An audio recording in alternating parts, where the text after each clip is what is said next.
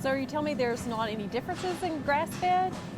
Okay, so when you look at grass-fed, actually, it really is interesting because not all grass-fed beef is created equal. Okay? It's all healthy, okay? But as far as the amount of certain omega-3s or 6s or conjugated linen, it really depends on what that animal was fed. If you look at grass, okay, all that means is that animal ate forage, not necessarily just was out on a pasture. Okay, they were eating hay or they're eating byproducts from other industries that were combined with that forage.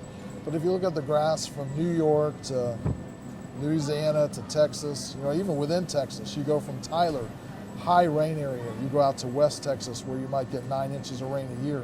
The grass species are so different. But when you look at grass feeding, you'll get a different flavor from one type of beef to another as you step through that, just depending on the types of feeds that they're eating.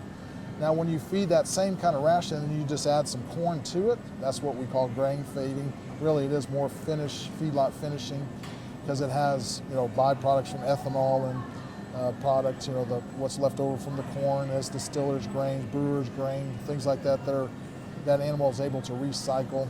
Even sunflower seeds from that weren't suitable for humans, they give those to the cattle, as well as the hay that they'll include. Then they add some grain to that. That grain actually is what gives beef its consistent flavor. So that's how they unify the flavor of beef across the United States, by adding some corn to the diet of that animal. Okay? When you look at from at least a flavor standpoint, when you feed animal a little bit of grain along with all those things, it helps unify the flavor of beef and make it more consistent. So really, grass finish, grain finish, it's all a taste preference for most people. Yeah, taste preference. In the United States, most people prefer grain feeding. It's not necessarily that way in Mexico and some other countries, but in the U.S., they're used to eating that grain-fed, rich kind of flavor that it produces.